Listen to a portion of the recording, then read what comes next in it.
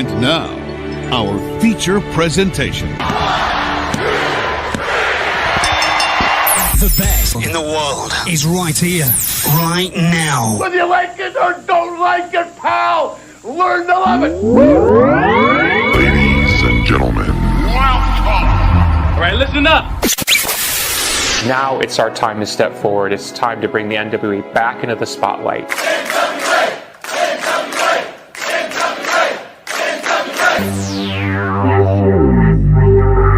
I was thinking that it might be a good idea if you and I formed an alliance. Let's get ready to rumble! Attention, everyone. Welcome to the greatest wrestling program in the world. Ladies and gentlemen, can I please have your attention? Stop what you're doing and listen. It's the Alliance Guys podcast with your hosts Kevin, Frazier, DKM, and JCap. Ladies and gentlemen, welcome to the Alliance Guys podcast. I'm your host, J-Cal, and with me, right above me, you'll see Mr. DKM. And right over here, you've got the former NWA World Junior Heavyweight Champion, Kevin Frazier. Gentlemen, welcome to the Alliance Guys podcast. How are you? Hey, look at that belt! Woo! Come back to me. Come to me. That is such a beautiful title, man. That is such a beautiful belt. We've talked about this in the past. The last version of the NWA title, that red belt, red leather. I'm a sucker for red leather on a belt. It was a nice looking belt, but nothing, and I repeat, nothing beats that All-Star Championship belt. And that was my favorite belt designed by All-Star Championship belts, and that was definitely a really good-looking title. We need to come up. Maybe I need to come up with a name for it. Yeah. It doesn't have a name. It hasn't a name yet. Well, I've always just called it the All-Star belt because, well, it was the All-Star belt. But since it spent so much time in the great state of Texas and now it lives in the great state of Texas. We'll have to think. We're gonna have to think that one through and figure out a name for that belt. You know what complements that belt the best was my waist. Yes, yes, sir. And it was funny because before they made that belt, and Devin and I have known each other for such a long time, he could back me up on this. I was a mark for that Cloverleaf title that Craig Classic had. Yeah. Like I don't know why. I just loved that design, that belt so much. It was one of those things where it was so ugly, it was charming. Yeah, there it is. And I just some wrestlers that are so ugly they're charming. That was my nickname in high school. I like it. We got jokes tonight. That's all I got, man. That's who I am. So this is a presentation of Alliance-Wrestling.com, your number one source for news and information for the United Wrestling Network and the National Wrestling Alliance. And we're here to talk to you, that hashtag NWA fam. Yes, we're here to talk about wrestling. And we're not just talking about Primetime Live, but we're talking about Championship Wrestling from Hollywood. We're talking about NWA Power. When that comes back, we're talking about where the champions are taking their titles and defending them all across the country, because that's what we do. That's what we've been doing since about 2008, and that's what we will continue to do week in, week out, every Thursday night here, wherever you're watching us, at 10 p.m. Eastern, 7 p.m. Pacific. And DK, I just want to say, man, how are you? how are you doing? Well, on me, and it's always good to be me. And Champ, how are you doing? I know you got some good news. How are you doing? I'm doing good. I'm doing good. Taking it one day at a time, living the high life out here in Florida. And as everybody's getting ready to enter into their winter season, and actually, Jay, you're probably spoiled in the same way. We're coming into the most beautiful time of the year for us out here in Florida. I'm telling you, like, it's finally the temperature's broken, and now we're in the 80s, and I'm feeling pretty good about that. Yeah, well, we're Texas. We're 91 day, 71 the next day, 93 the day after that, then 84. I mean, just we. Oh my gosh. My Google phone, always tells me what the temp's going to be the next day, and if there's a variance of more than 4 degrees, it lets me know what the variance is. And so you'll see things like 12 degrees colder than today, 17 degrees hotter than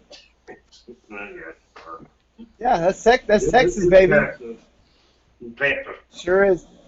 Well, I always tell people when they ask me about Texas, you don't go there for the weather, you don't go there for the scenery, you go there for the great people, because that's the best part about Texas. I thought it was and the food.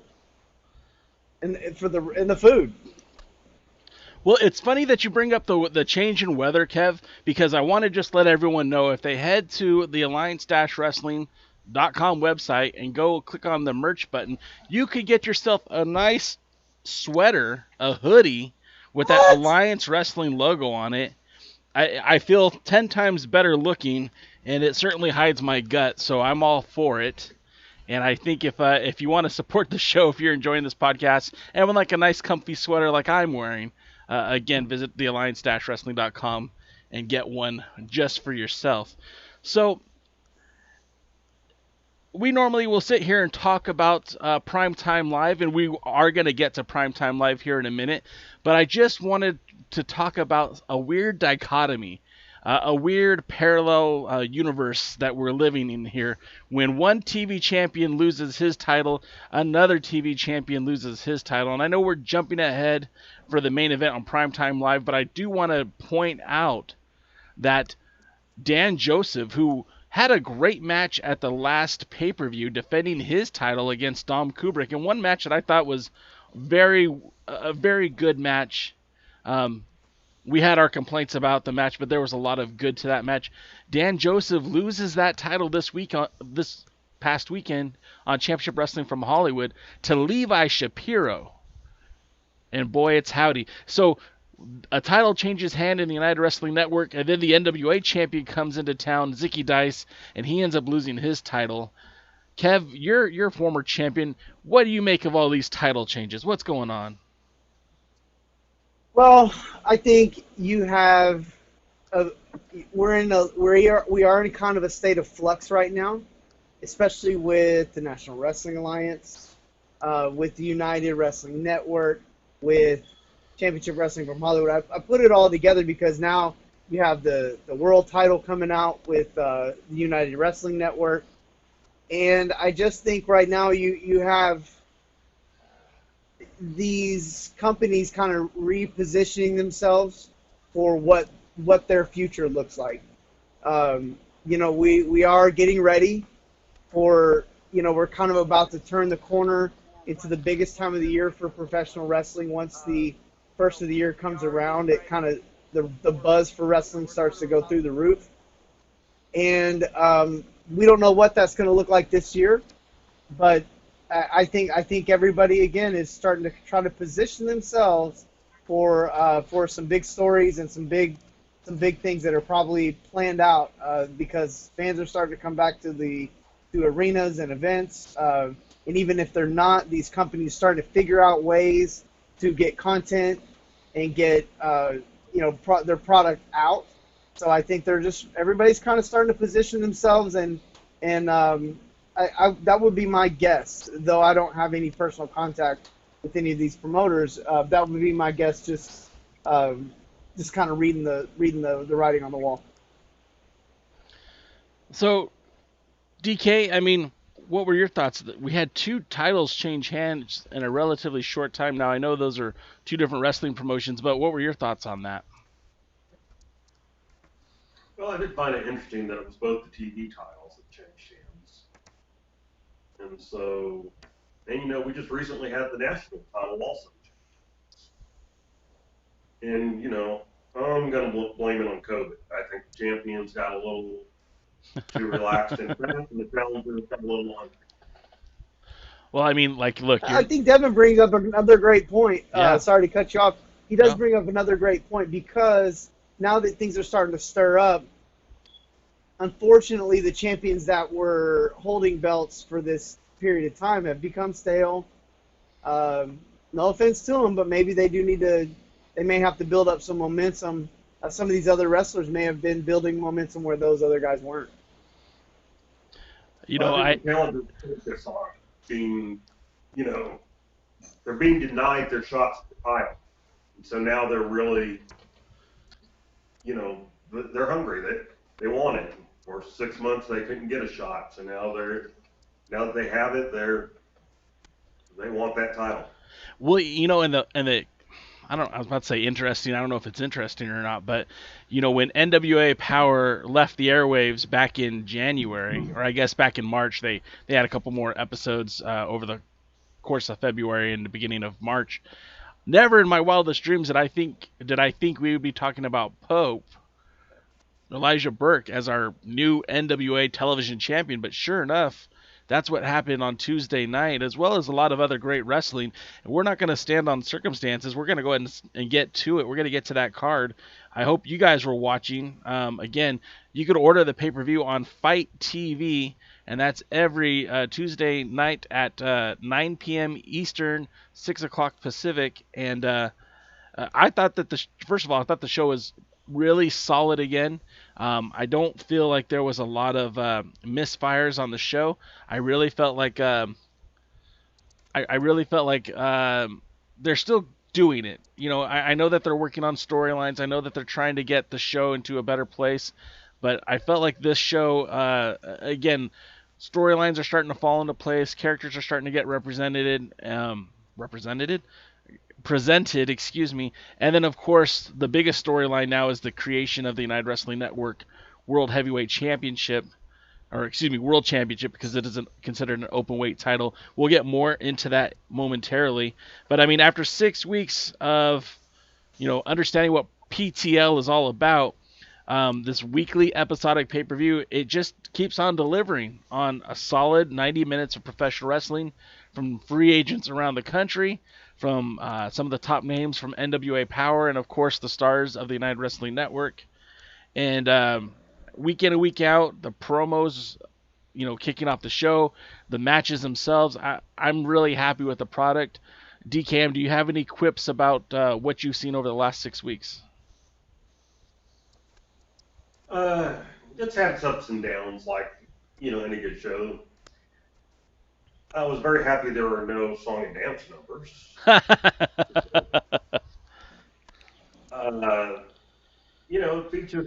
It features mostly some good, solid, in-ring wrestling.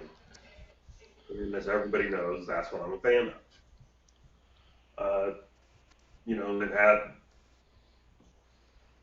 They've had some better ones. They've had some ones that have kind of made me wonder why.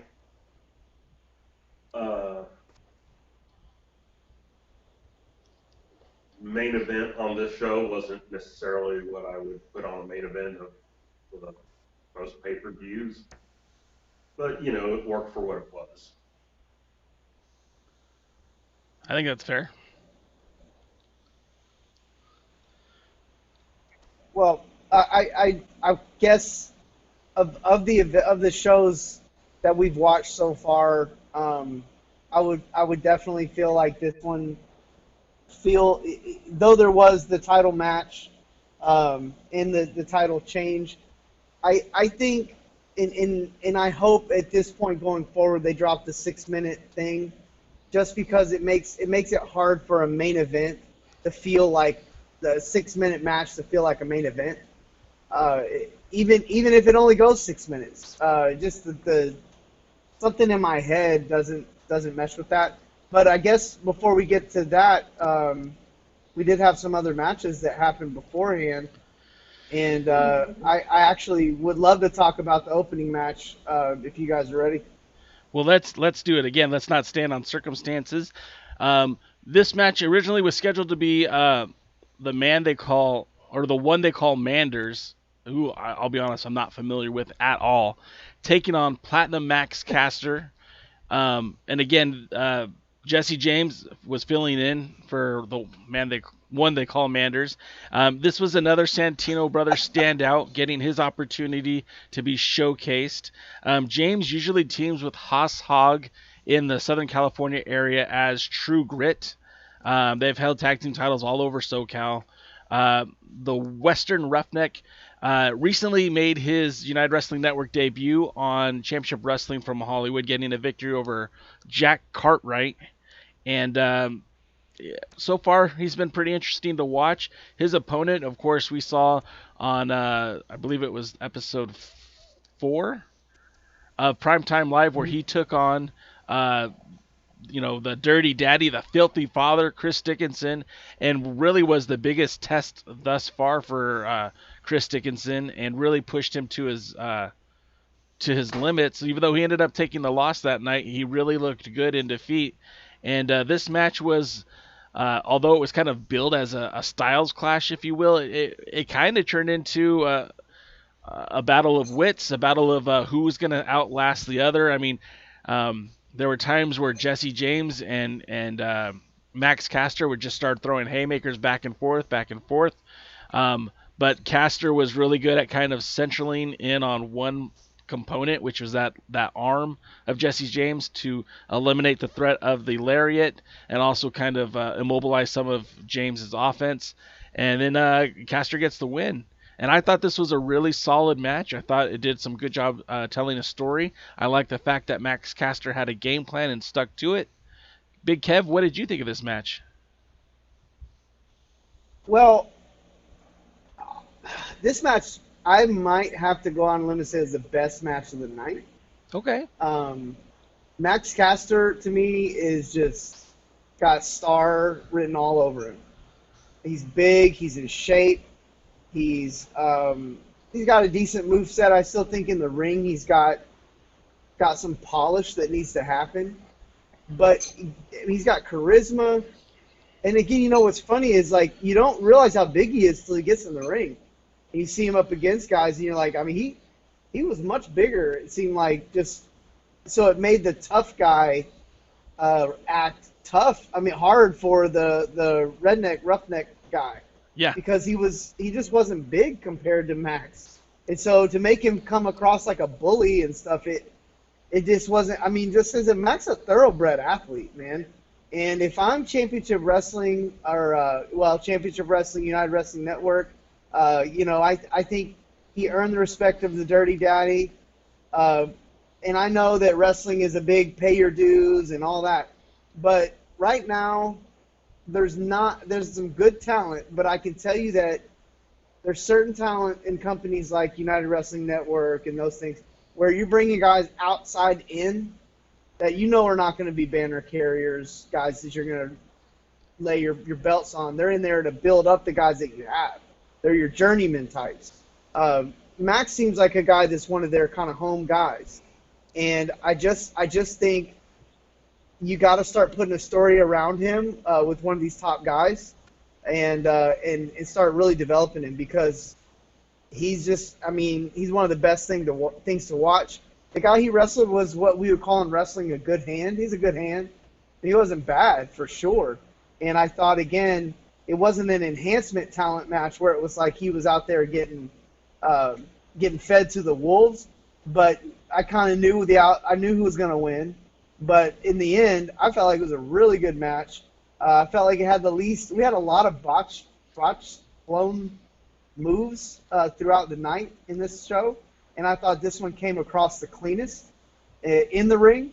So again, I would say, like, the only thing that Caster really has is just a little more experience, a little more polish. And these guys don't get you can't learn how to be in the limelight and learn how to be in big matches and deliver until you have them.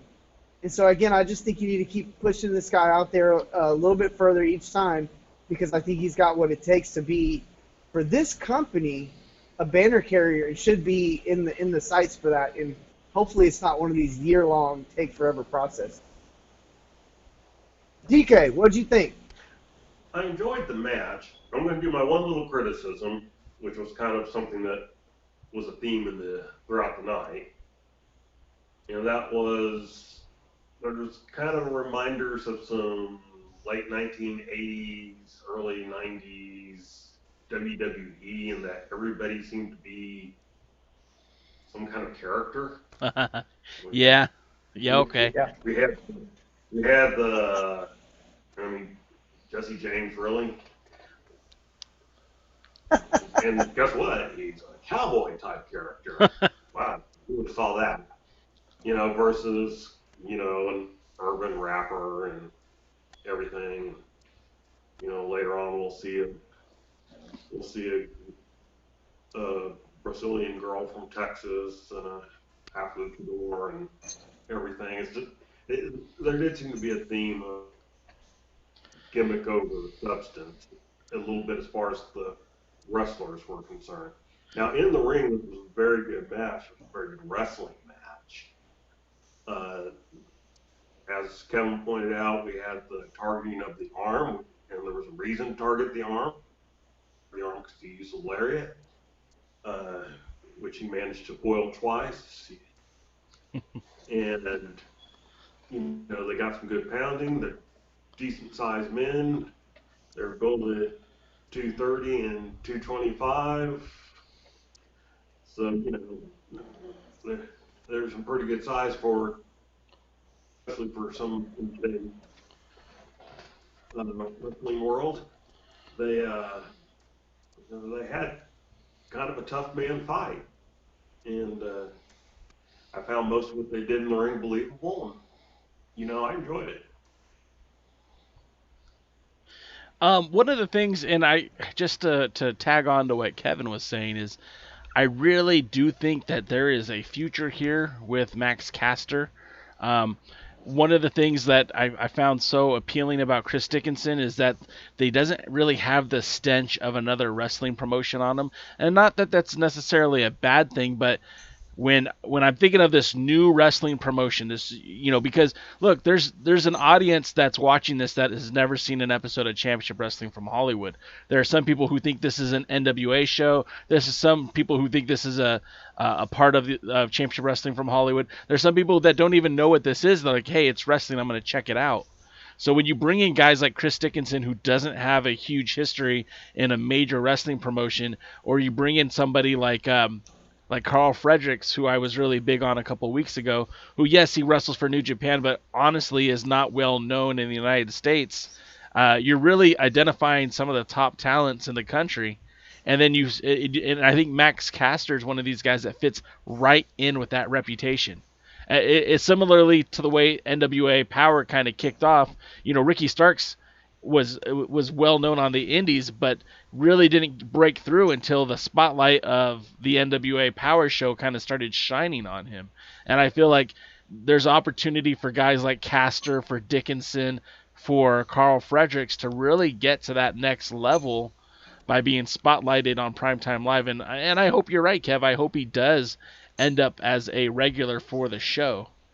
If there's nothing else, let's move on to the huge announcement, which was the United Wrestling Network World Championship. Now, they made sure to specify that this isn't a heavyweight title. It's more of an open weight championship, which, I mean, that's fine. I don't really know that you have to define those terms because, the WWE's World Championship isn't strictly a heavyweight champion, nor is really anybody else's title. It's pretty much all understood that anybody can challenge for these belts.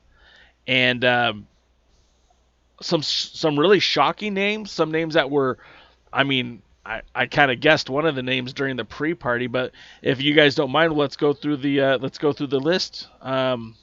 We have From AEW, we have Pretty Peter Avalon, or the Librarian Peter Avalon. We have Mike Bennett, who returns on this episode tonight. We have, as we were just mentioning, the Filthy Father, the Dirty Daddy, Chris Dickinson. We have the aforementioned Carl Fredericks. We have Eric Redbeard, who in WWE is known as Eric Rowan. We have Fred Rosser, who we saw last week get a big victory over James Storm and Chris Masters. We have one of my close personal friends in Watts. And the big surprise to me, that knocked my socks off, was Davey Boy Smith Jr. in this World this World Championship tournament. I was kind of blown away with some of the names that are in the tournament. D-Cam, what did you think? And what are your thoughts on this tournament? Well, of course, there's nothing wrestling needs more than another title. It is what it is. Sure. And, heavyweight, open weight, it's all meaningless in wrestling. I'm okay with most of the field. I'll be honest, I wouldn't have put Peter Avalon in it. I didn't realize he was Heritage Champion for some record reign, and I just don't. I've never been a fan, and I probably wouldn't put him in this tournament. I would not have, but I'm not the one picking. I was, of course, very excited over Davey Boy Smith Jr.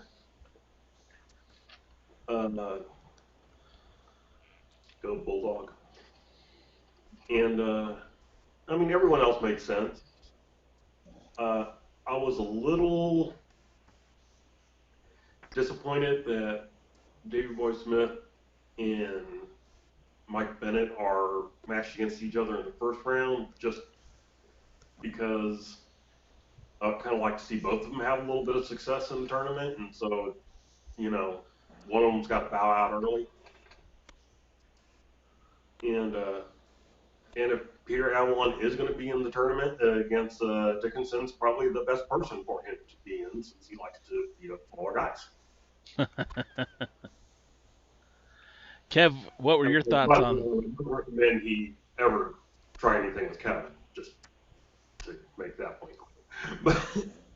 Who's that? Peter Avalon? No, I think. What did you say about him? I said Dixon likes to beat up smaller people. I go, yeah. I wouldn't recommend you try that with you. No, he wouldn't. He wouldn't try that.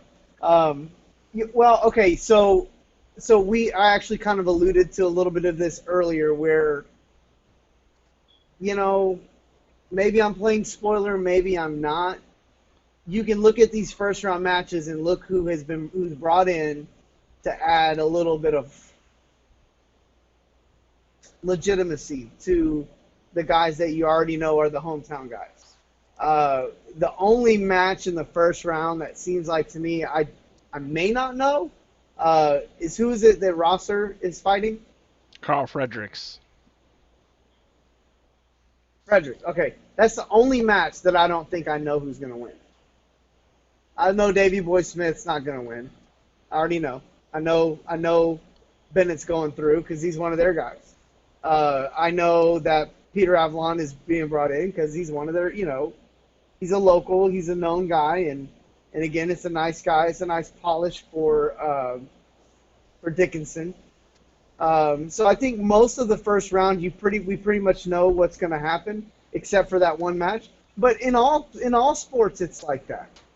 Very rarely do we have any questions about first round. But I think once we get past the first round, I think it's going to get really interesting. Of course, my favorite, meaning person that I like the most, that I want to see win, would be Watts. Okay. Somehow guys like that hardly ever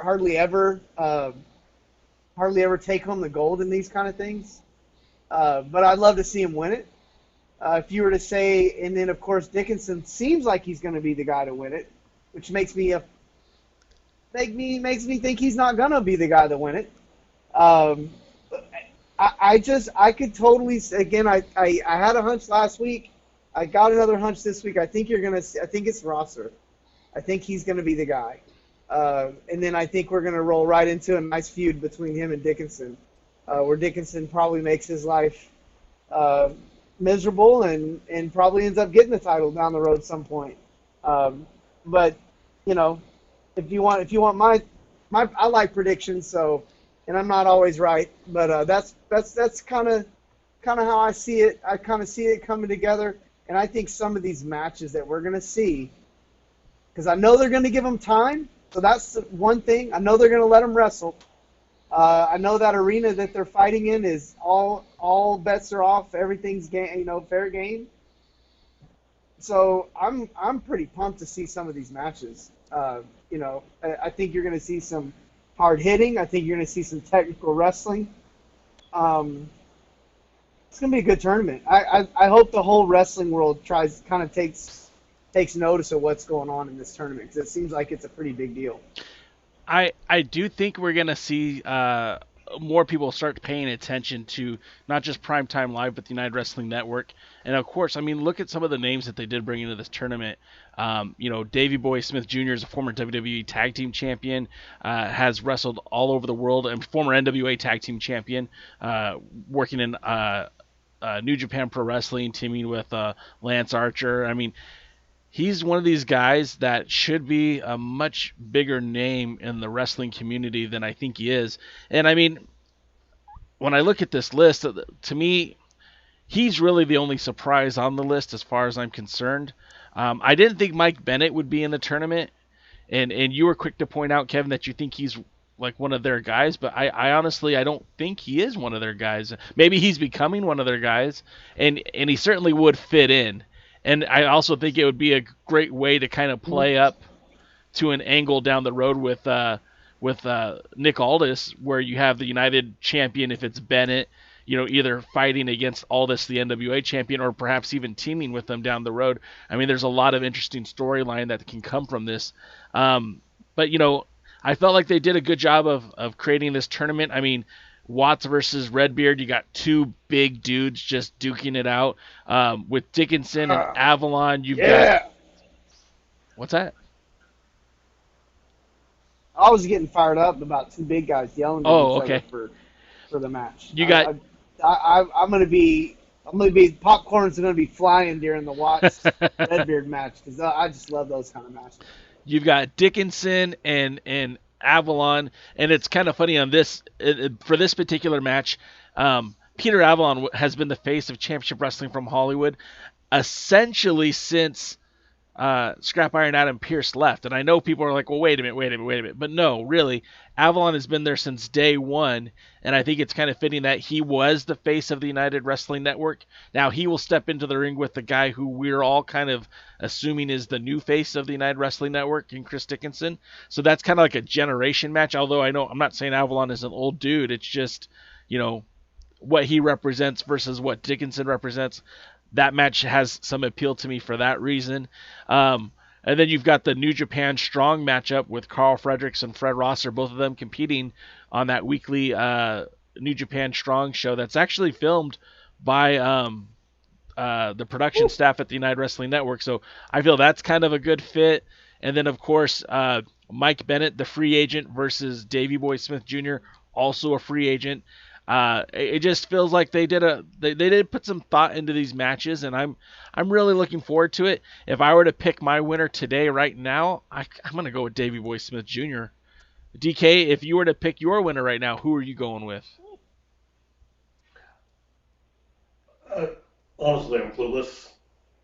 I see lots of arguments for three of the guys that are in there. There's who I think would win and who I would want to win, which can be different things. Let's hear both. I think if they got him tied down for something, it would not surprise me to see Smith win the title, at least as a start. He's a name. He's somebody who can kind of carry the championship and give it a little bit of prestige at first. kind of like when they put the AEW title on Jericho, and then moved it to Moxley and stuff like that. Just background matters, and I don't really see anyone else in the tournament that could give it that type of lift at the beginning. If it were me, I would probably put it on Watts. He's kind of done the lost soul. He lost to Eli Drake in the first pay-per-view. He just recently lost the Heritage title on a little bit of a downturn, stuff like that. I think it could be a good story of redemption for him. Hey, he was on the streak, but now he's bounced back in this tournament and won it. So that would be me. If DKM was booking the tournament with who we have now, he would put Watts and Smith in the finals and put it on Watts. I mean, I'd watch that. I'd pay for that matchup. So I'm good. Hey guys, you're watching this. Leave us a comment. Who do you think is going to be the next United Wrestling Network World Champion? And just leave your comment below, or even in the live chat. We want to know your take, your hot take. Who's going to be the next United Wrestling Network World Champion? But as we move along, we'll circle back to that. Oh, Terry McDermott says Watts was his pick. We'll circle back to that. But then when you look at this, Terry, that's right. I mean, that's 2 votes for Watts, right? Sorry, I get fired up about. I want to see my buddy win the match, man. I want to see it. Again, that's just like we're talking about what we want. If I could have what I want, that's what I get. And I like Watts quite a bit. I mean, I've known Watts for a long time, and I mean, he was wrestling in Hollywood when you were there, Kevin. It's not like he's an overnight sensation. Right. He's been grinding for years, and so it would be nice to see, from the Family Stone to the United Wrestling Network World Champion. I think that would be a big leap for him, and in terms of his career and his notoriety. I mean, we keep talking about guys like Dickinson and Castor and Fredericks, but a guy like Watts, who's again been grinding day in and day out, appearing in Championship Wrestling from Hollywood, heading out to Memphis for their big Halloween show that's coming up. He's a guy that certainly, I think he's not the kind that would shrink in the spotlight, and I think it would help him rise to the occasion. So, I mean, I don't know, maybe you guys got me. Rosville Grace says that he thinks Davey versus Dickinson is the final match. And, I mean, you could be right. We don't know, but I mean, I think that would be a great match as well. I mean, if Watts advances and Dickinson advances, that's your next match in the semifinals. So we'll see. We'll see how that all plays out. But a lot. Let's be a little bit blunt and obvious. A lot depends on what they future plans are, assuming they have future plans, because we all know some in wrestling don't. Yeah. But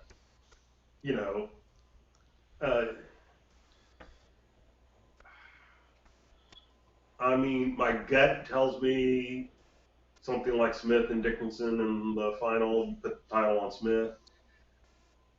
I know they've pushed Dickinson for the last 6 weeks pretty hard, maybe too hard. He's not ready. Okay. I mean, you guys might disagree or you might agree, but I don't think he's ready. He's not the type of person that's going to get you noticed. When you sit there and go, well, who's the, MLW champion? Well, that's, the Jacob. Tom Lawler? Or Jacob Fatu? And, big, destructive guy, part of the Annoying family, one of the Samoans. So there's a history there, and lineage there, and he's a big, tough guy, and I've seen him in person, and, he can go. When you look at, well, who's the ROH champion? Well, Rush from, Mexico, who's held multiple titles in CMLL, stuff like that. And he's wrestled in Japan. He's internationally known. You kind of know who he is. if you follow wrestling in the U.S. and North America and Japan. And you know, the NWA, of course, Nick Aldis, a former Magnus, former TNA champion. He had his big matches with Cody. He's a known quantity. He's done an excellent job as champion and stuff like that. And so, you know, do you want to sit there and go, well, MLW champion, ROH champion, NWA champion, the new United Network champion, Dickinson? People go, what? Who's that? I agree. You bring up a great point, and in the chat, Dave Scooby, a good friend of the show, Dave actually helped us out with the intro for the show. So if you appreciate the intro, you know, give a high five to Dave if you see him. But he points out that he thinks Dickinson should be chasing for the title, not actually holding the belt, and until he gets built up more. And that's a great point too. I mean, look, Sting was a great wrestler, but it wasn't until he was chasing Ric Flair that he really kind of caught on, and that's what helped elevate him. And being in that feud with Ric Flair is what kind of brought him to the table. It's what brought him to that next level. You would never have put the NWA Championship on Sting, you know, right out the boot. It was the chase that really helped him present him, and I think Chris Dickinson might be the same exact way. So, as we're all talking at once here, moving along. Yeah. And in the chat room, I mean, DK Rossville agrees with you. He says that he just says he agrees. So good point. And then Woodland Goblin says he agrees that he's for Davey Boy Smith Jr. in the tournament. So, I mean, we've got some great matches lined up over the next couple of weeks. Of course, this all kicks off next week.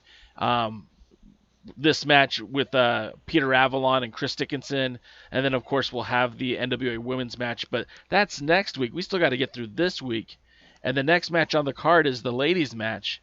Right. And this on paper to me, I thought was going to be a really great match, and I thought when I saw it, I thought, well, wow, these are two really good women's wrestlers.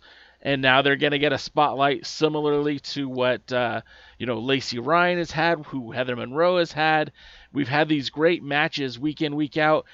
And this match, there was a lot of obstacles in achieving the goal of having a solid match. As I sat there and watched it, I kept thinking, like, why is... I get the whole heel babyface dynamic. I know one of these wrestlers is supposed to be more aggressive, and the other is supposed to be more fluid and more speed-like. But you had Christy Jane, who is the much larger competitor, being tossed around by the much smaller wrestler. And Kev, no offense, because I know that when you were in the ring, you weren't always the biggest guy. But I just felt like the roles might have been reversed in this match, and that maybe Christy Janes should have been more aggressive, and Miranda, if I'm saying her name right, Elise, should have been more aloof. And I felt like it was the opposite. There was a lot of botched spots in this match. Christy Janes went for that lion salt type maneuver where she got hung up on the ropes. And that just, I mean, that was in an unsavory position to see her in. I know accidents happen in the ring. I know that, the spot kind of got botched, but I felt like they didn't even play it off well. I wasn't a big fan of this match. I wanted to be, because I believe that both of these women have had much bigger matches. They've both been in bigger spotlights. I mean, Christy Janes has been in Championship Wrestling from Hollywood before. They've both appeared in AAA. They've both been on AEW. Miranda Elise was in the Mae Young Classic. Kev, what did you think of this match? Well, I did think the match started off positive. I was very much like you, Jay, really excited to watch the match just because I know both of the women wrestling. Again, both of them being from Texas, knowing a little bit about their careers and the paths that they've gone, and seeing, like you said, a lot better from both of them. So again, I thought the match started off really strong. And just a lot of times, and I said this earlier this week in another setting, but I think it holds true even in this, that when something like this happens, you don't judge them by one thing, you judge them by a body of work. And so I think that both women have a large body of work. I think they both, maybe it just didn't happen on this show. Notice how I maneuvered around saying tonight, because that gets said way too much in wrestling shows now. But in this show, I just felt like it just didn't work. And sometimes that happens.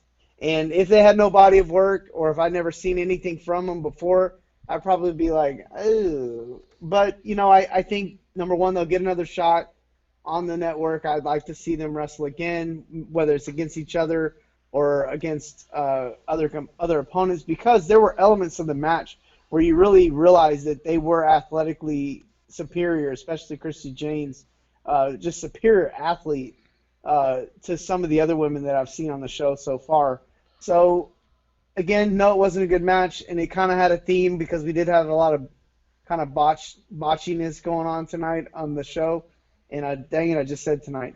But we did have a lot of botchiness going on the show, so I felt like this one was just kind of had the biggest botch of the night, and I kind of felt bad for him because there was more than just the moonsault that went wrong in this match. There was probably 3 or 4 moves that just didn't go off, and it's, as a wrestler, you're just out there going, oh my God, let's just get through the scene, get out of here, because there's no way you're recovering from it.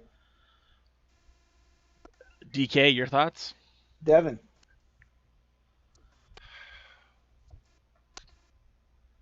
I like both of the lady wrestlers. As Kevin pointed out, they're both from Texas. I know a little bit about their careers. Not a good match. Not a horrible match. I don't want to play it. It wasn't horrible. It wasn't one that made me cringe every time. It just wasn't good. When it comes to botches, I've always said it's only a botch if 2 things take place. 1, you pretend it's not, or 2, you go back and do the same thing right away again. I mean, things happen. Football guys fumble, and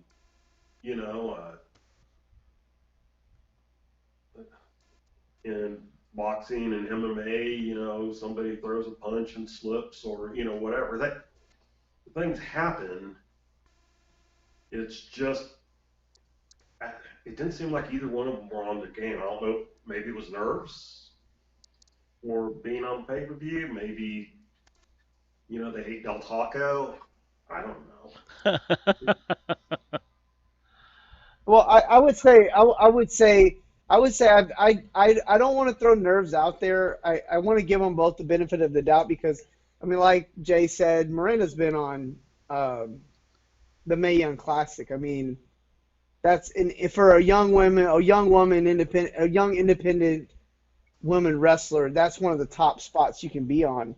And again, Christy, I know, has wrestled in front of huge crowds in Mexico.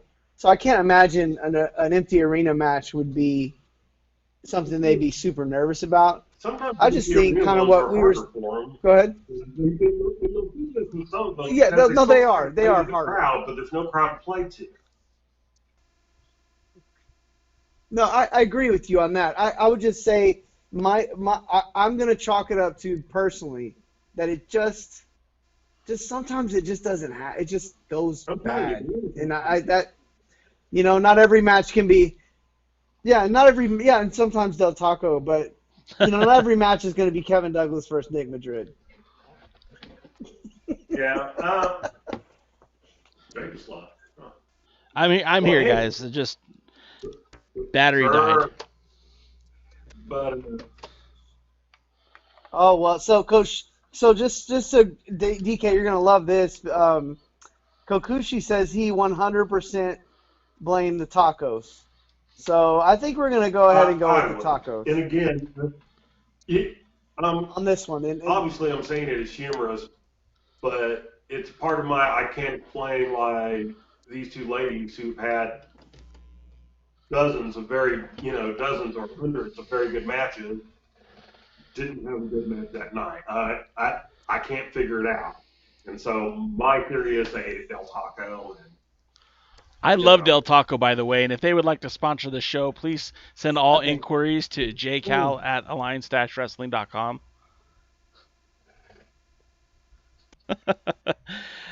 Sorry, the show's going off the rails. Y'all want to move on bit. to the next one? Yeah, let's do that because I don't know where we're going. The next thing we get is the Pope promo, which, oh gosh, you know what? I've always liked Elijah Burke. I liked him when he broke into the WWE. They had put him with, oh gosh, now I can't remember his name. Anyways, they put him in the WWE. He was always fun to me to watch in the ring.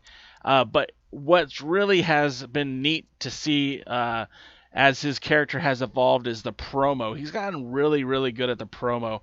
And I'll be the first one to admit it. I feel like he's channeling Dusty Rhodes. But that's not a bad thing as far as I'm concerned. I thought Dusty Rhodes was one of the best promo guys in the business. And so he comes out with his promo and he says, Zicky Dice, tonight you're going to find out what the Pope is like a tree planted by the river of waters, shall not, cannot, and goddaddy will not be moved. I mean, that was, I'm not going to say I got goosebumps or anything, but I just thought that was so epic. And I thought it was great. What did you guys think of the promo? Well, DK. I'm a little worried about Jay at the moment. What's wrong with Jay? Jay's good. I think he got a little too excited there. I'm not sure.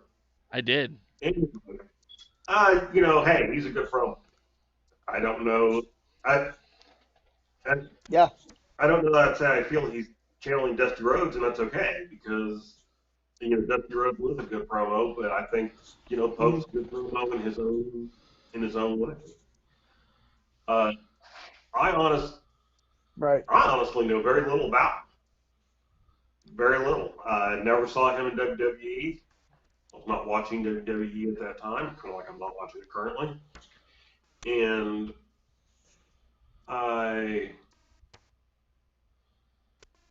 by the time I saw him in the little bit of TNA that I'd watch every now and then, he was an announcer, not a wrestler. So, he wasn't cutting fiery promos or anything like that. So really this experience since he joined the NWA has kind of been my first experience with him, both hearing cut promos and also seeing him wrestle. And so, guy's got mic skills. Can't take it away from him. Yeah. Kevin, you know a thing or two about talking on the mic. Pent up promo aggression, right, Kev? I do love to talk. And speaking of promos, if you guys love wrestling, we all do. Especially, I know Devin loves the '80s style wrestling, and Jay, I know you do too. But man, one of the best things you can ever do is go on YouTube and just watch Arn Anderson promos till you just can't take it anymore.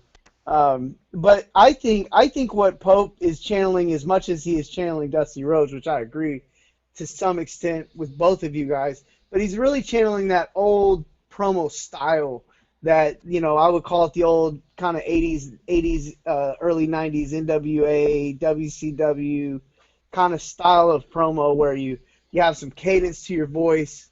You drag out your syllables. It's got a little southern twang to it. And again, you have a heightened sense of importance with what you're saying. Like it's like what you're saying is really important, and you guys need to listen to what I'm saying because what I'm saying is important. Just that right there alone will grab people's attention. And I really appreciate that. Like, I really appreciate what Pope is doing because I love watching a wrestler try to grow and push into something. At first, when I started watching the promos at NWA, I hadn't seen a lot of it, but I was like, I know he's trying to do something. It's not fully there yet, but he's trying to do something. And a lot of the guys out there, especially the older guys that have established names in his position, just sit back and just kind of do what they always done. I mean, no offense to Scott Steiner, but he's still out there cutting the same promo he was cutting at WC. I got the largest arms in the world. You're a piece of white trash. I mean, bro, you don't even have big arms anymore. Say something different, you know? So I like what Elijah's trying to do. And now as I've watched it grow and he's gotten better, the promo he cut early was good, but the promo he cut, even though it wasn't perfect and some of his verbiage was off, the promo he cut afterwards at the end of the show was the one that almost gave me goosebumps. But I really like the promo. The other thing I took notice of is that every promo tonight almost said tonight. Anyway. Tonight. Speaking of promos, and we'll get to that. We'll get to that promo that the Pope delivered at the end of the show. But the next segment was the Mike Bennett promo. And this one, I don't know. I think pacing, I don't know what to call this. Is this the one he cuts about Davey Boy? Yeah, like I'm like, wait a minute. This should have been a promo after his match, because clearly he's not worried about Kratos in this promo. Right. Which made, look, in the world of wrestling, we're all supposed to suspend our belief. You knew who was going to win. Right. Like, there's no way to suspend the belief if he's talking about going to the pay-per-view, you know, the not the pay-per-view, but the tournament. It's like, if I was writing the show, if this was Jay Cal's, you know, United Wrestling Network Primetime Live, this match would have been a play-in match, right? This would have been okay, all the spots are filled, but this one, Mike Bennett, we're giving you a shot against Kratos, and whoever wins is going to go into this. I think that would have been the way to do it. But Mike Bennett's sitting here talking about, the Mike Bennett right now might not be ready for Davey Boy Smith, but the Mike Bennett after tonight will be ready. He will be a little different, a little bit better. And I'm like, well, wait, what if you lose to Kratos? What if Kratos comes out there and smashes you? Which, I mean, he more or less did. But like, which he could have. Yeah, and we'll get back to that. We'll get to that match in a minute. I just thought this promo was out of place, focused on the wrong subject. If they're gonna do a promo like this should have been post-match. This should have been after he defeated Kratos. You guys agree with me on this one? Yeah, I'll talk more about the promo when we talk about the match. Okay. Well then, let's get to next action, the next match, which was the United Wrestling Network World Tag Team Titles, social distancing, taking on the Friendship Farm. Now, I'll be the first one to admit that I did not like this booking. After the Friendship Farm embarrassed themselves, and I'm going to say it, they embarrassed themselves on the first episode that they appeared. SoCal distancing, although they were victorious in their first match, I mean, they didn't look as crisp as I would have hoped they would have. Throw all of that out the window. I liked this match. I felt there was an improved tag team on both sides of the field. I felt that there was less silliness. They were still silly, but there was less silliness. Robin Shaw looked like a wrestler, not like Baby Huey in a diaper. I felt like you had a Cotton Belly really playing that baby face in peril type thing going on. And I really felt like SoCal Distancing did a great job of... You got me, Kev. What's going on? I'm sorry, but in the diaper, and I just keep picturing it. Man. It's actually funny. I mean, it just was funny. It just the dude looked like he was in a diaper. I mean, it was awful. And I'm just remembering Devin's statement. I'm sorry, guys. I'm having fun right now. You're good. Devin's statement about he should never wear that ever again. Well, he heard you, DKM, because he carry on, Jay. Sorry. He got real trunks. He got real trunks with tassels on them. And that's where the power lies, apparently. I felt this match was a lot better, a better showing for both tag teams. I felt like, Cotton Belly looked a lot better. Robin Shaw looked a lot better. But most importantly, the champions, Adrian Quest and Andy Brown, looked a lot better. They focused in on the smaller guy, which was Cotton Belly. Cotton Belly, was in that role of, in peril the entire time. There was a shot that Andy Brown delivered on Cotton Belly that I swore knocked him out cold. I don't know if you guys remember that, but he had hit Andy Brown, went to go back to Quest, and then Brown came in and just sucker punched him right in the back of the head, and it looked like it killed him. Like, I thought, oh great, call 911 because this guy's dead. All in all, SoCal Distancing retains the tag team titles. This match certainly helped to elevate the Friendship Farm.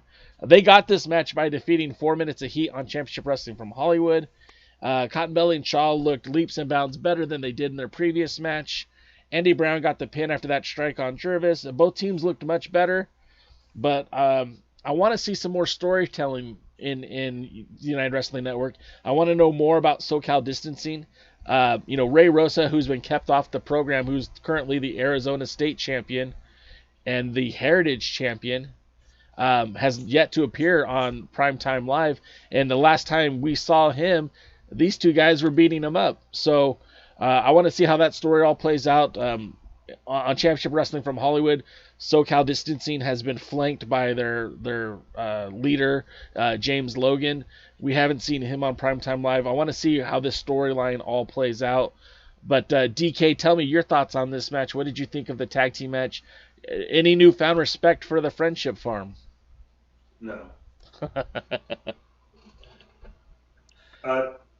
only thing was I looked at. There are reasons why we're friends, DK, and this is one of them. Try and figure out, is this the same guy as last time? Because he looked like he had lost weight. I guess the drugs he got actually were holding everything in place better. I didn't enjoy it. I didn't like it. I don't like the Friendship Farm. I've not been impressed with SoCal Distancing. SoCal Distancing, or whatever they're called. Yeah. So no, I didn't. I found no extra respect for either team, and I didn't like the match. I didn't think it was good. Okay.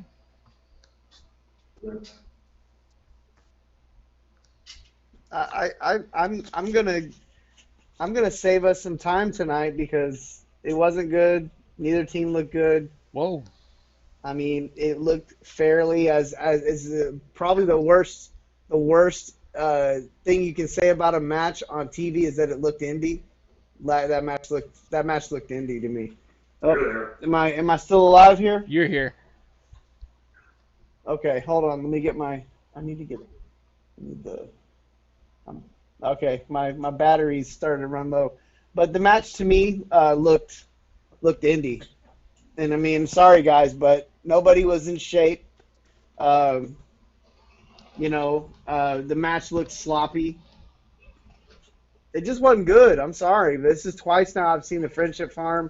If you're going to be comedy, be funny. And if you're going to be whatever the SoCal Distancing is, whatever they are, you got to be it. If Andy Brown is some bad dude, he doesn't seem that bad to me.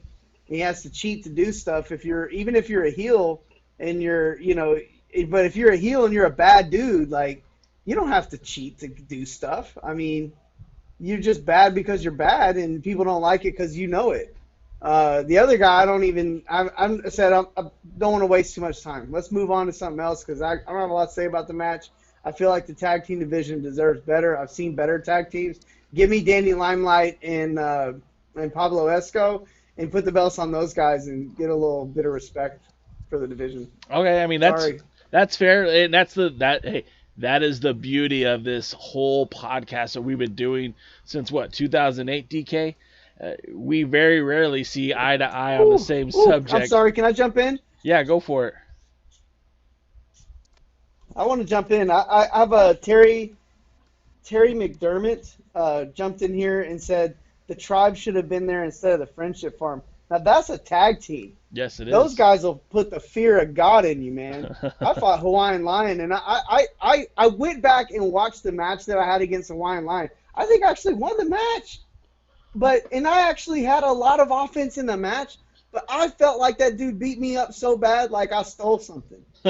And just so much respect for those guys because they're just legit, man. And again, anyway, okay. I agree with Terry. Put the belts on. Get Get the tribe out there. Those are some men, some grown men. I want to see Andy Brown try to bully those guys around. And real quick, Eric Brown or whatever his name is. No, you're right, Andy Brown. And real quick, the striker.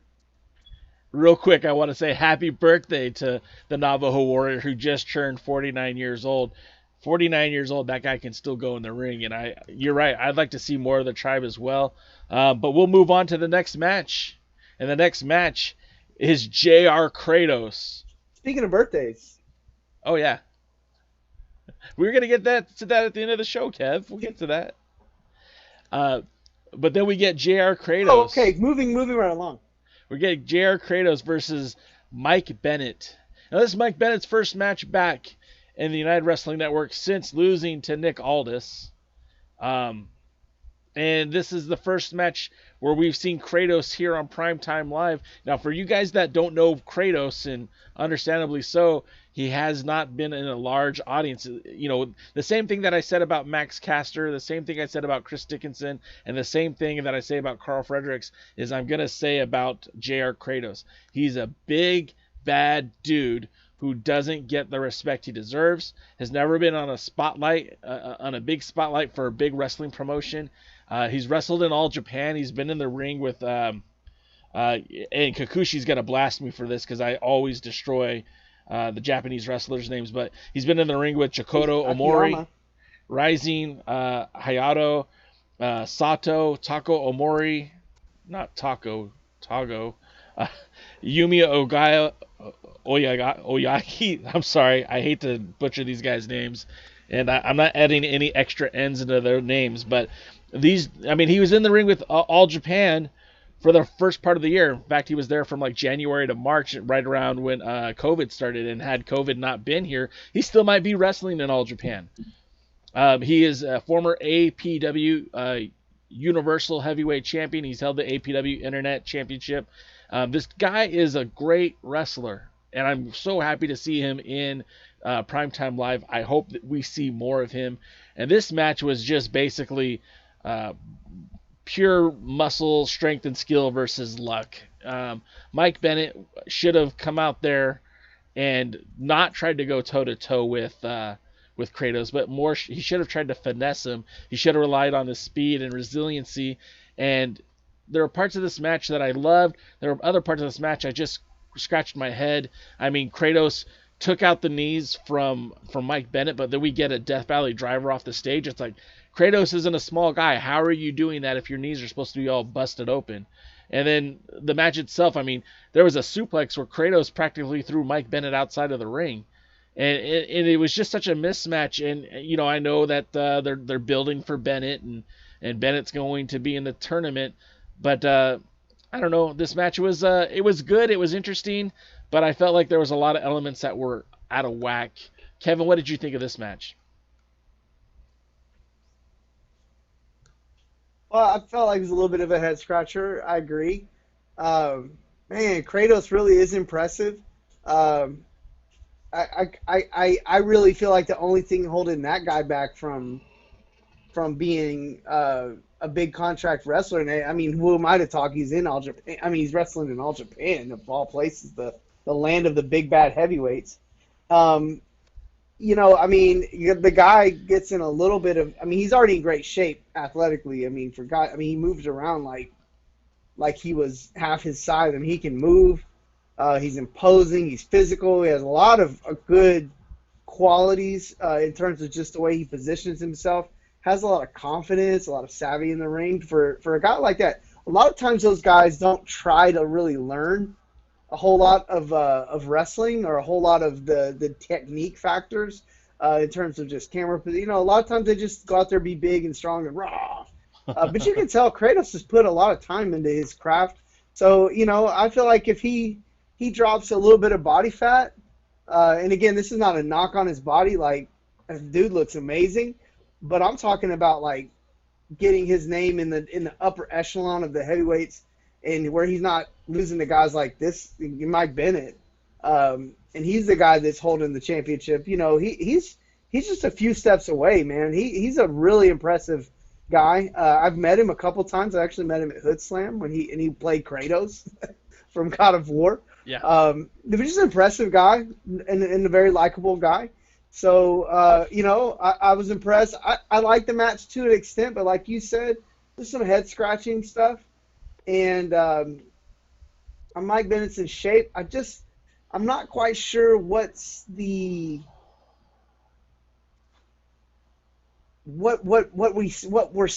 see in Mike Bennett.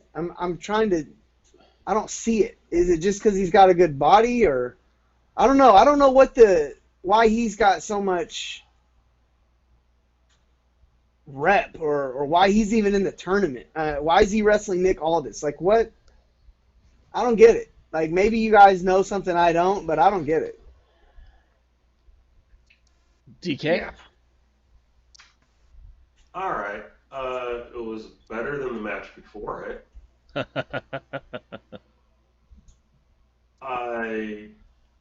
Again, not sure what plans are for the gentleman involved in this match. I certainly came out much more interested in Kratos than I did Bennett.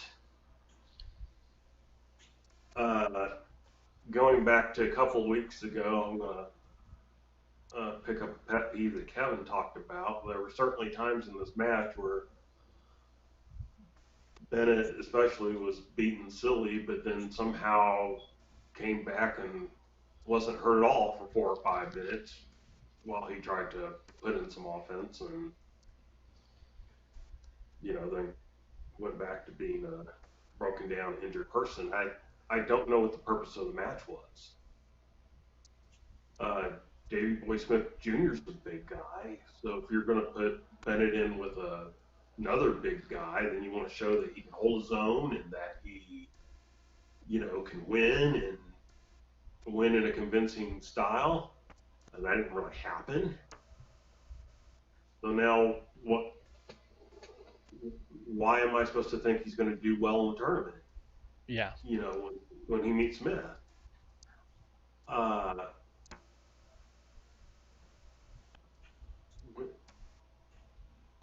know there are people that go back with Bennett. They liked him in TNA. They liked him in ROH. A lot of them felt he got a very raw deal in WWE.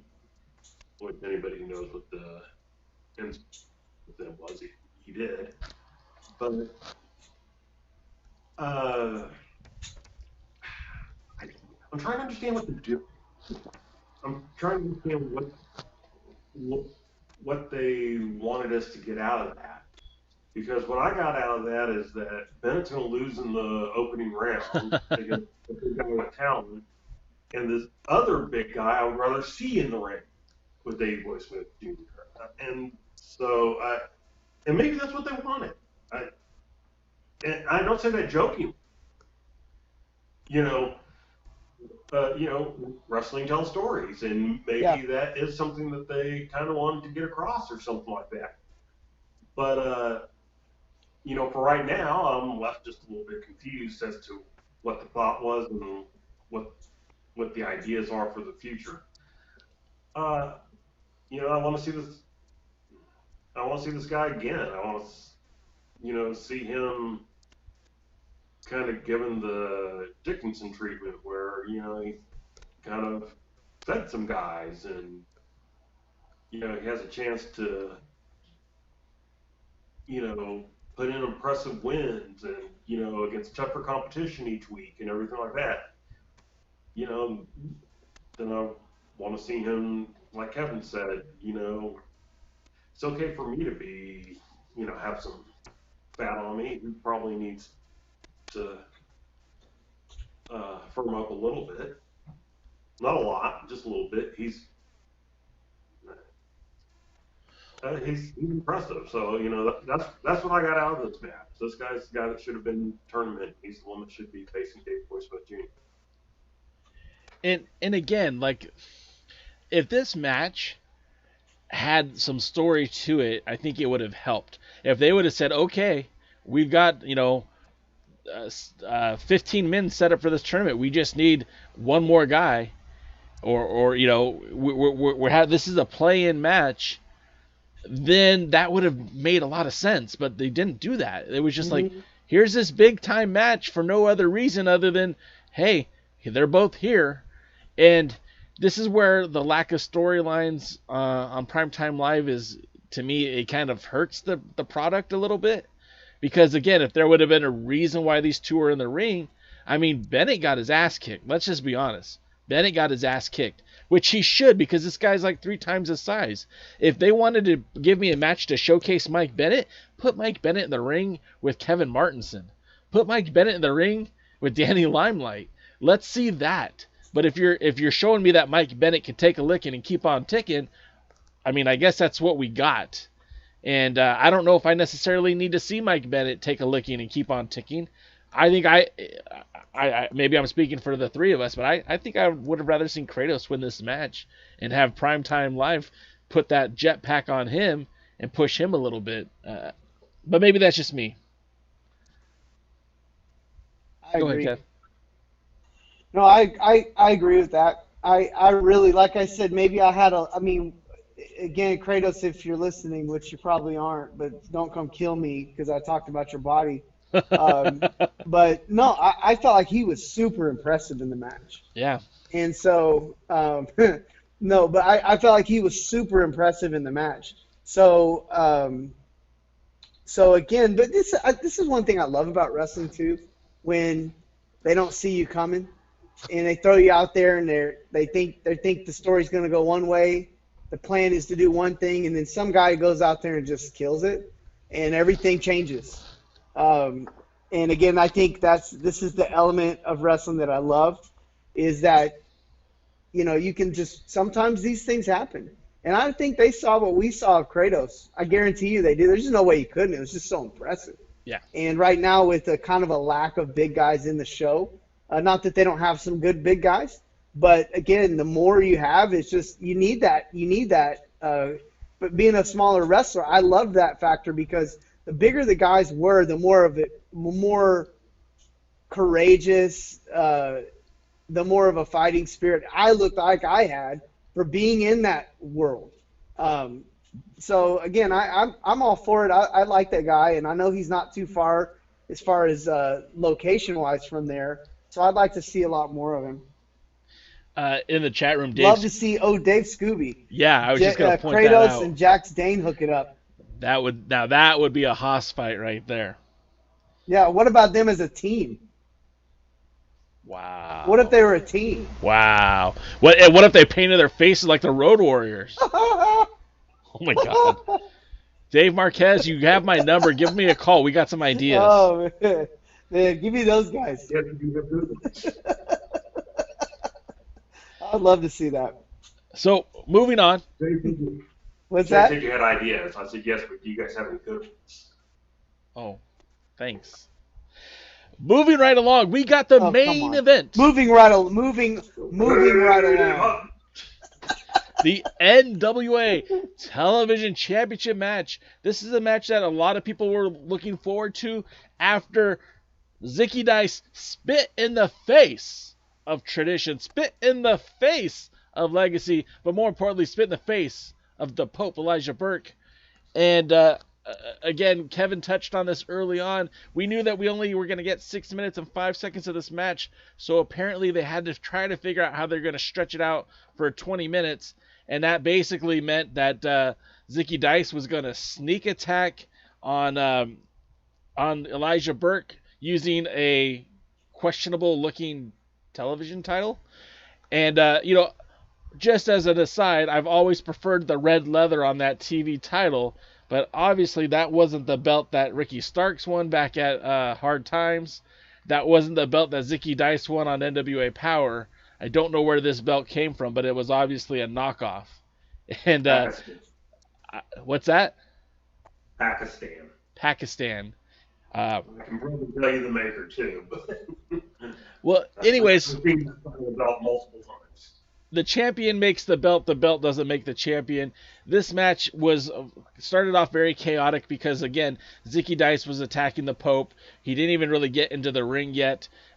He put him awkwardly through a plastic table, not a wooden table. Again, very awkward looking, very painful looking.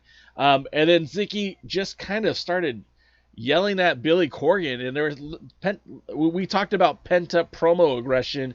That was Kevin Douglas's famous line years ago on the Alliance Guys podcast, and here it is in 2020. We've got some pent-up promo aggression as Zicky Dice is calling out Billy Corgan, saying he's a weird-looking dude, ripping on Smashing Pumpkins, saying that his songs suck. He threatened to take the title elsewhere, said that his contract expires at the end of the year, and that he would take the title elsewhere. Did pretty much everything he could to keep the Pope down, but the Pope kept fighting. The Pope got on his feet, got into the ring. That match got going. It pretty much looked like it was going to be a squash for Dice, that he was going to get an easy win. The Pope got his second win, did some of that amateur boxing that he's so famous for. Ended up, turning this thing into a bit of a match, and it ended, of course, with the Elijah Express. That the double knees into the corner. We got the pin. We got a new champion. We got a promo that, to me, I think, again, when I said he was channeling his inner Dusty Rhodes, I really felt like this was his Hard Times promo. That he was talking about that struggle that everyone's going through. The struggle that... One of the things really got me was that he acknowledged that Primetime Live was helping to keep the NWA relevant. And that's something you're not going to hear most people from the NWA say. You're not going to hear Nick Aldis say that. You're not going to hear Thunder Rosa say that. But the Pope, Elijah Burke, said that. And I thought that was pretty cool that he put over the United Wrestling Network. He put over Maureen and put over Aaron Stevens, put over the NWA office. And basically, I really feel like this is setting up Power to have an incredible championship roster, because over the course of the last month, Aldis is your world's heavyweight champion. Thunder Rosa is your women's champion. You've got Zicky Dice out of the picture because the Pope is the new TV champion. You got Trevor Murdoch as your national champion. Of course, we don't know what's going to happen with the tag titles. But all in all, I really felt like this match was a high caliber for what it was. Because, again, the story is like they were trying to kill time so that they could stick to that gimmicky 6 minutes and 5 seconds. I liked the match for what it was. I'm glad that the Pope won the title. I don't know what that means for Zicky Dice. But, DK, what did you think about this match? I mean, the match is what it was. It's not going to win any awards. No one's going to call it the best match of the night. This is what Kevin was talking about, the 6 minute, 5 second time limit, earning it. Which, by the way, despite the way it was kind of presented, that's not a tradition. That's just something that Corgan and Lagana came up with for the 605 TBS. Traditionally, TV titles were anywhere from 10 minutes to 15 minutes to sometimes they were always on the line for the first 15 minutes of the match. All sorts of ways to, screw the fan favorites out of But if you're going to have a main event, it needs to be a main event. It needs to be a main event. Way, Dusty defended the TV title on the main event. It was 30-minute time limit, Again, like Kevin said, he would only go 6 minutes. You make it sound important. And for the record, they should have a belt like this because this is made by Reggie Parks, who made the original. Anyhow, that being said, I was glad the title was off Dice. I enjoyed the Pope's promo. I thought it was a good promo again. Certainly the best promo of the night, probably top promos of the 6-week run. I think you were talking about the NWA having some good champions at the moment. And I think when you look at Nick Aldis, when you look at Thunder Rosa, when you look at Trevor Murdoch, and now with Elijah Burke, the Black Pope, that you're seeing guys who are believable as champions. And I don't mean that as a slap at Zicky Dice, but if you're, yeah, it kind of is though. But you know, if you're going to go out there and say, hey, I'm a wrestling show, and I put on wrestling product, and not sports entertainment, I put on wrestling product, then you put wrestlers in those positions with your titles. They need to do something with their tag team titles and stop screwing around. You know, either strip Eli Drake and James Storm, or get them in the ring somewhere, anywhere, and drop the titles. And, you know, of course, part of the problem is, but that's not my thing. Rock and Roll Express. And what were your thoughts? Yeah. God, this match to me was so bad. Zicky Dice is so bad. I haven't liked him from the get-go. He didn't grow on me like a fungus. I don't care how much spray tan he puts on. He lost 10 pounds here and there and got in a little better shape. But I'm sorry, guys, but I see right through this. I saw right through it from the beginning. I see right through it now. I don't know whose butt he had to kiss or what he had to do to get in that position. Not a main event wrestler. Ain't worried about him hearing what I got to say because he ain't beating me up. Not Kratos, maybe. But, look, the guy to me was just a mistake. You know? I mean, just a mistake. And I'm glad to see the belt off of him. Is Pope, to me, the greatest champion they could put it on? Or is he the Ricky Starks level champion? I don't think so. In fact, to me, the biggest black eye on the NWA of 2020 is not that they didn't get to run shows. It's that they actually put Zicky Dice over Ricky Starks, which is probably the worst booking decision of the year. Second most is probably the United Network putting this guy in their main event twice now. I just want to see him go away, not because he's a heel and I don't like him. I just don't think he's any quality. I'm watching him the wrestlers look, right? I'm watching him get on top of Elijah Burke and noogie him. You know, what is that? You're a grown man and you're over here. No, get him out of here. Elijah Burke's promo at the end was passionate. It felt like it meant something. And frankly, I got involved because I got emotionally involved in the promo because I felt like it was at least somebody who it meant something to was taking that championship that actually meant something to it. And again, you know why they had to have all the antics and all the stuff they had to have? Because Zicky Dice is not good enough to carry something more than that. So, no, it's the truth. And again, no one said he's not a good opening match or not a good promo guy. Sure. But I don't know. I don't know what, this is one of those decisions about wrestling that makes me feel gross. So, great promo by Pope at the end. Glad to see somebody that it means something to actually holding that title.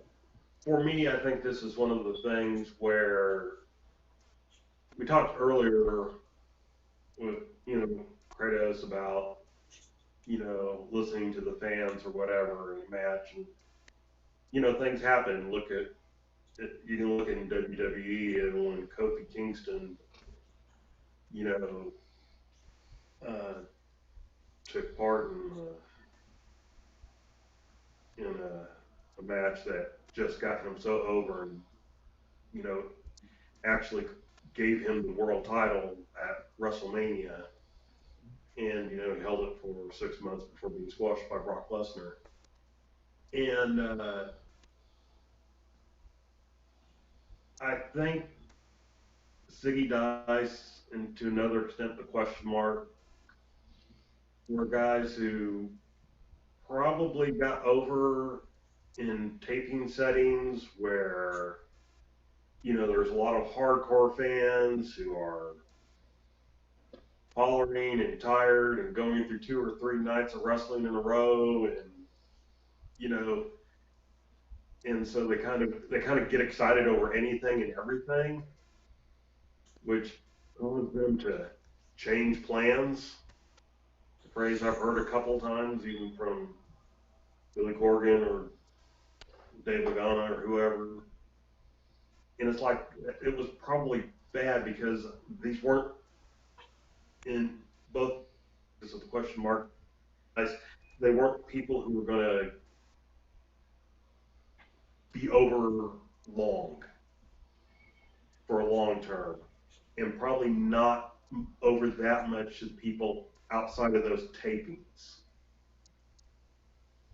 And so that's what I'm chalking it up to. I'm chalking up that he kept the title to COVID-19, keeping everybody inactive for 6 months. And yeah, it was a mistake. It was a mistake to put the title on him. It was certainly a mistake to take it off Starks as quickly as they did. In the long run, it kind of worked. With COVID, Starks ended up going to AEW, where he's, I guess, wrestling in the upper mid cards and stuff like that. It sounds like. I don't watch the product, so I don't know. But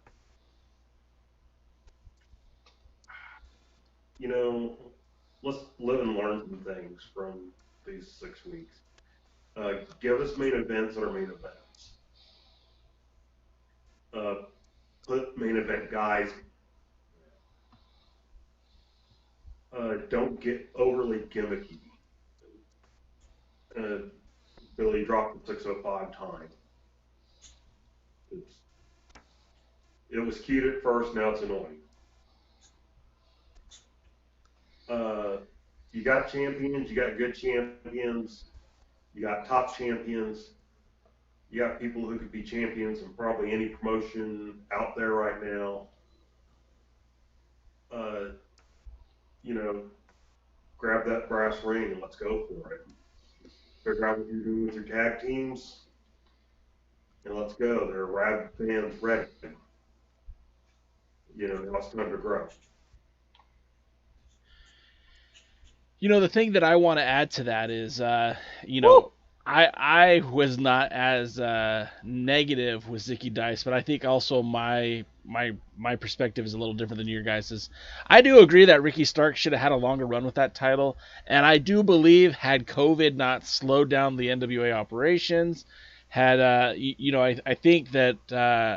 think Ricky Starks was going to get that title back. Obviously, the NWA was building around Ricky Starks. I think they were trying to freshen things up because they, Aldis isn't going to lose that title anytime soon. Thunder Rosa isn't going to lose her title anytime soon. It didn't seem like they had a really coherent plan for the tag team titles. They still don't. So I really felt like that was the title that was going to jump around the TV title. Maybe Matt Cross would have gotten a reign with it. Maybe Starks would have got it back. It was going to bounce around a lot because I don't think anyone was going to go 7 matches. Remember, that was a stipulation. You had 7 matches. If you won 7 matches as champion, you would get a shot at the world's heavyweight champion, and I believe the TV title would be stripped and they would start all over.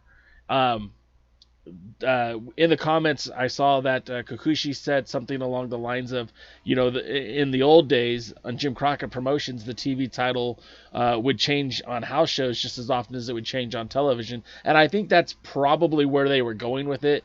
But again, hindsight's 2020.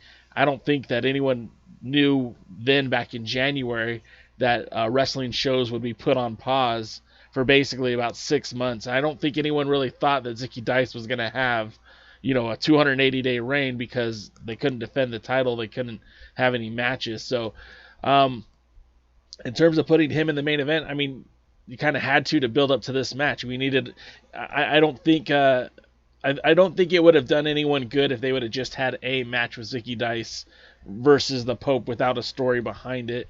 The Zicky Dice said it during the show. What did this guy do to earn a title match? And to be honest, he really didn't earn that title match. But just like Zicky Dice didn't really earn that title match against Ricky Starks. So I felt like this was a way they were trying to build some continuity, trying to build a storyline, and really the offices in NWA should be thanking Primetime Live for literally having these two excellent changes, these two new champions. So we go from Aaron Stevens to Trevor Murdoch, we go from Zicky Dice to Elijah Burke, and now when NWA Power does restart, I mean, just like what DK was saying, you look at that new list of champions, and it's a lot more formidable. It's a lot less indie. It's a lot more established. But all in all, again, I really think that the match itself, I agree. I'm not gonna beat it up like you guys did for what it was. I was entertained. For 6 weeks now, I've been paying for these pay-per-views. I've been mostly happy with what I've got. And even in the things I didn't like, it wasn't enough for me to really complain too much about. I was happy with the show. And, I'm curious to see what happens next with Zicky Dice. I don't even know if he's still going to be a part of the NWA. I mean, he might head off to AEW. That was the rumor 6 months ago, or actually like 4 months ago, back in June. He was going to head to AEW, and he had asked for his release. Maybe he's officially got it now. I don't know. But all in all, this show, to me, again, I'm still happy with my purchase. I'm not going to complain too much about it. Week in and week out, Dave Marquez Studios, Primetime Live, gives me a stellar 90 minutes of television, wrestling television. I have yet to be disappointed by my investment. You can order the show on Fight TV for $7.99, or you can get the package. Next week, we do have the return of the Bodega. Last week, I was calling them La Bodega. The Bodega. Pablo Esco and Danny Limelight. They'll be here to take on the Real Money Brothers, the Big Shug and Clutch. We'll see the return of Pretty Peter Avalon as he takes on the Dirty Daddy Chris Dickinson in the first round of the United Wrestling Network World Championship Tournament. And also on the card, the much-anticipated rematch from AEW. We'll see Thunder Rosa, this time defending the Burke, the NWA Women's World Championship, against Serena Deeb. And, of course, like always, we'll be doing that pre-party ahead of the pay-per-view at 2 p.m. Pacific, 5 p.m. Eastern. I hope you guys will join us. DKM, if they want to follow you on social media, how can they do it? You would want to follow me. I do one little counter argument to you, though, and I'll give my Twitter information. Please. Storylines are important, but not every storyline is a main event story. That's true. That's fair. If you want to hear my wrestling, political, and Batman views, follow me on Twitter at DKMFWTX. And Mr. Kevin Frazier, if folks would like to maybe watch some of your old wrestling matches, or maybe they have questions about life in general, where can they find you on the socials?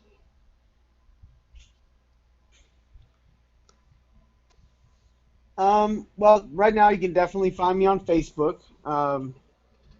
Kevin L. Frazier. You can also find me on Instagram. Kevin Lee Frazier, all one word.